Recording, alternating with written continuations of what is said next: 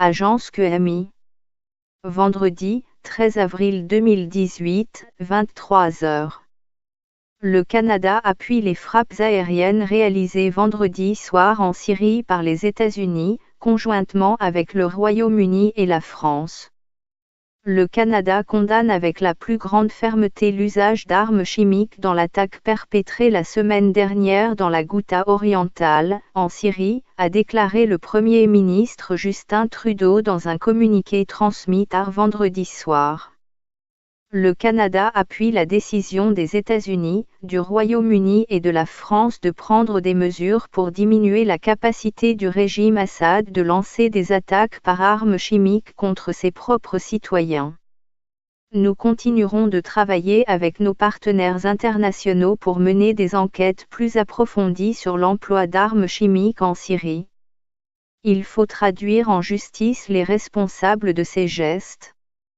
Monsieur Trudeau doit se rendre en France et au Royaume-Uni au cours des prochains jours. Il doit rencontrer à Paris le président français, Emmanuel Macron, et son homologue britannique, Theresa May, à Londres. Journal de Montréal. Le président américain Donald Trump a annoncé vendredi une opération militaire en cours contre la Syrie, menée avec la France et le Royaume-Uni pour punir le régime de Bachar al-Assad qu'il accuse d'une attaque à l'arme chimique. Les frappes menées contre le programme d'armement chimique de la Syrie par les États-Unis, la France et le Royaume-Uni sont terminées, a indiqué vendredi soir le général Joe Danford, chef d'état-major américain.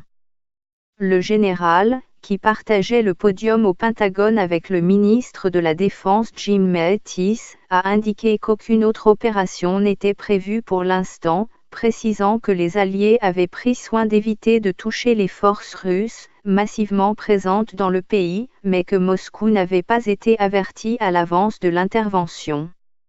Une opération conjointe est en cours avec la France et le Royaume-Uni, nous les remercions tous les deux, a dit M. Trump lors d'une brève allocution depuis la Maison-Blanche. Au moment même où le président s'exprimait, des détonations étaient entendues à Damas, selon un correspondant de l'AFP sur place. La défense antiaérienne syrienne est entrée en action contre l'agression américaine, britannique et française, a rapporté la télévision étatique syrienne, alors que des témoins ont rapporté à l'AFP que des colonnes de fumée s'élevaient du nord-est de Damas. Donald Trump a dénoncé les attaques chimiques, monstrueuses, menées par le régime de Damas et a promis que l'intervention comprenant des frappes de précision durerait aussi longtemps qu'il le faudrait. Des avions ont participé aux bombardements qui ont visé des cibles multiples, ont indiqué des sources occidentales.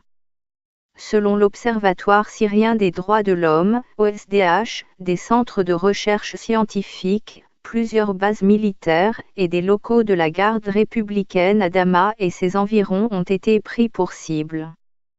De Londres, la première ministre britannique Theresa May a affirmé qu'il n'y avait pas d'alternative à l'usage de la force, assurant que tous les recours diplomatiques avaient été explorés en vain.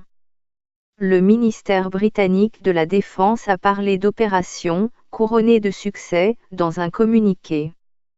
Depuis Paris, le président français Emmanuel Macron a souligné que les frappes françaises étaient circonscrites aux capacités du régime syrien permettant la production et l'emploi d'armes chimiques.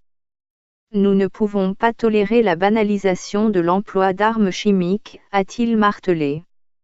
Donald Trump a mis en garde l'Iran et la Russie, qui ont déployé des milliers d'hommes et du matériel pour aider Bachar al-Assad à reconquérir le pays, contre leur lien avec la Syrie. La Russie a trahi sa promesse. Trump a exhorté Moscou à quitter la voie sinistre du soutien à Bachar al-Assad.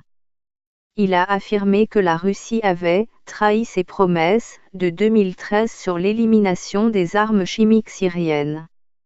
Il a aussi estimé que le sort des pays de la région était entre les mains de leurs habitants et qu'aucune intervention militaire américaine ne pourrait, à elle seule, apporter une paix durable.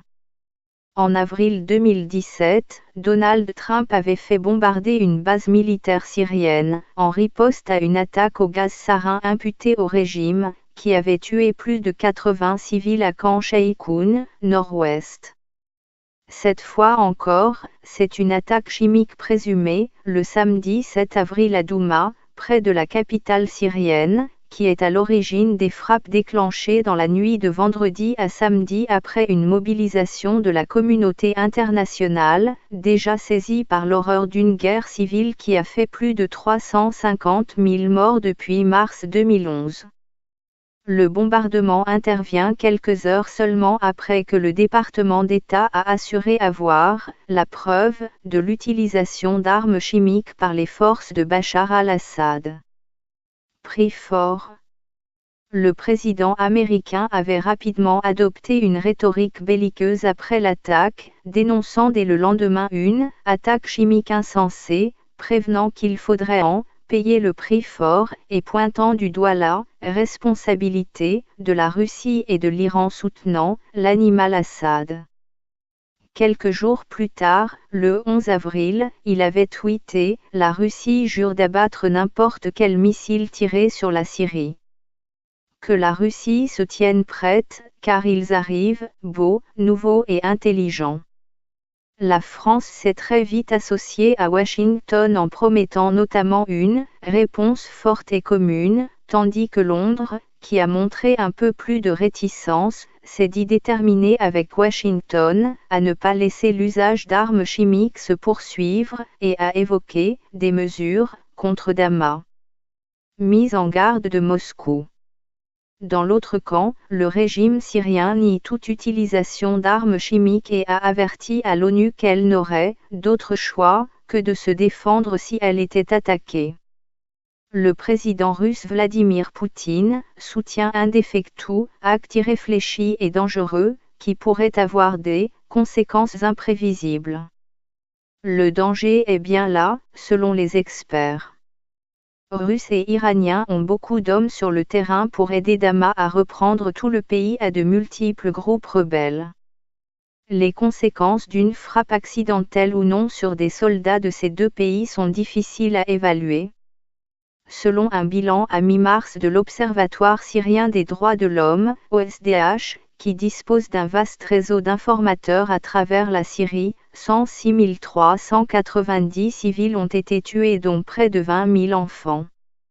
Dans ce pays qui comptait quelques 23 millions d'habitants avant le conflit, environ la moitié de la population a été contrainte de fuir son foyer en raison des combats.